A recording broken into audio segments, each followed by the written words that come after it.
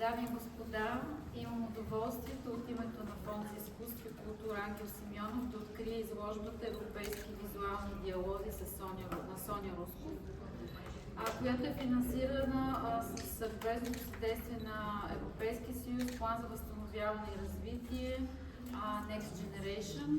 И ви приветствам да видите това прекрасно изкуство, което мен ще ме вдъхновява, и да ви поканя също така да обърнете внимание на нашата творческа работилница, която има за цел да даде възможност на вашите фантазии да ги експресионирате върху белия лист и платното.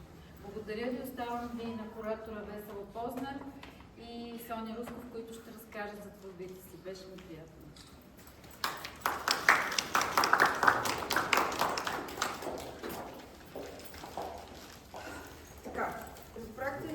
Тази изложба е в рамките на въпросния проект Европейски визуални диалози и това е третото представяне на тази изложба. Първото представяне беше в Крефелд, следващото в Перник, сега сме тук в Кюстендил, Регионалния културен институт. Да, който има много функции и една от които е да показва и изкуство в тези прекрасни зали. Във всяко от тези изложби се награждат нови визии, защото се работи с не само картините, които са създадени, но и правят връзка между пространството, между конкретното пространство и визиите се надграждат и се създават нови интересни текстове за изложбата.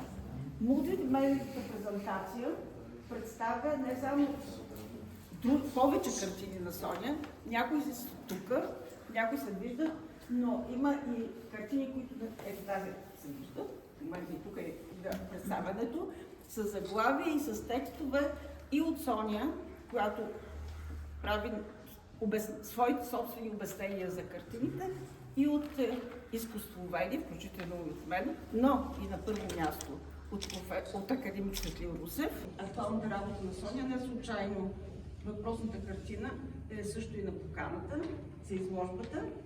Това е израз на близостта и доверието в живота. Това е символ на връзката между миналите грехове и страдания, които се пресъздават в хармония като апотеоз на вярата и духовния баланс. Зрителят е провокиран да търси и открива живописния ребус, внесе внушения и загаднати детайли, които измислят живота и ни връщат към преживяването на първородния грях и неговото вечно изкупление и преодоляване. Творчески импулс и връзка, редуването на живописни и графични елементи, характерно за този тип декорация в нашата традиция, тук е използваме като вдъхновение. Графичните елементи и живописните се виждат и дори представят някаква провокация с абстрактните картини и ала франга. Това е провокация към българите, които като изненада за начина на пресъздаване на една традиция, българска традиция, но това е и провокация към не българите да се замислят, да се заинтересуват от българската културна традиция. Култура и българската културна традиция. Сега, в тази изложба има картини, които представят различни етапи от развитието на Соня, така че има картини, които са по-ранни и картини, които са съвсем нови, включително и натюрморт, който е дошъл мокър в България. Нали, Соня в последния момент.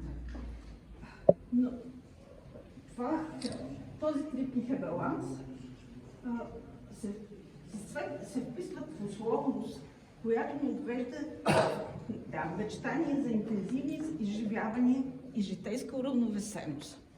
Не случайно изложбата започва с тази картина и като символ на цялата която е символ, картината е символ и на цялата експозиция, защото представя различни сюжети, стилистични похвати в в един уникален живописен баланс, който го виждаме. С настоящата изложба Соня осъществява отвъд визуалното своя творчески полет през европейското културно и небесно пространство. С удоволствие и радост бих говорила за всички картини, които ги познавам още от Германия,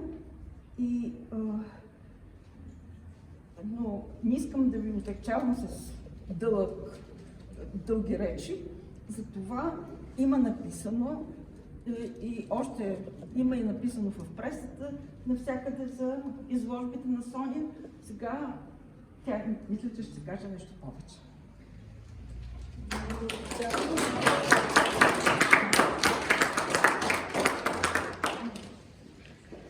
Добре дошли на всички присъстващи на вернисажа на моята изложба в тази хубава зала.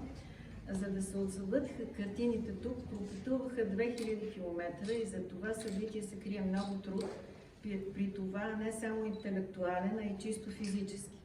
Но всички наши усилия биха имали смисъл, ако сме внесли размисъл и емоции, светлина и цвят в ежедневието ни. Това ще е нашата най-голяма награда. Бих искала да изкажа благодарност на Фонд за изкуство и култура Ангел Симеонов, на Националния фонд култура и европейска програма Next Generation.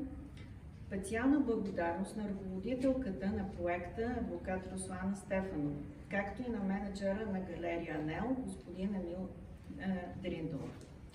Признателност към куратора на изложбата, доктор Весела Познер, която долетя от Берлин да открие изложба. Специални благодарности и към директора на Културния институт и театър, господин Чавдар Ненов, за топлия прием и ползотворното ни сътрудничество, както и за съдействието на неговия екип. Благодарности и към дъщеря ми и съпругът ми,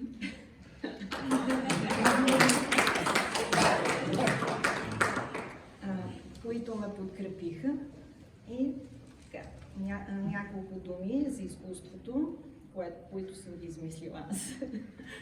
Отношението към изкуството нека бъде потребност и храна за душата и сетивата, защото в противен случай ще пожертваме на олтара на всекидневната суета и материалност нашата фантазия и чувствителност, блянове и мечти.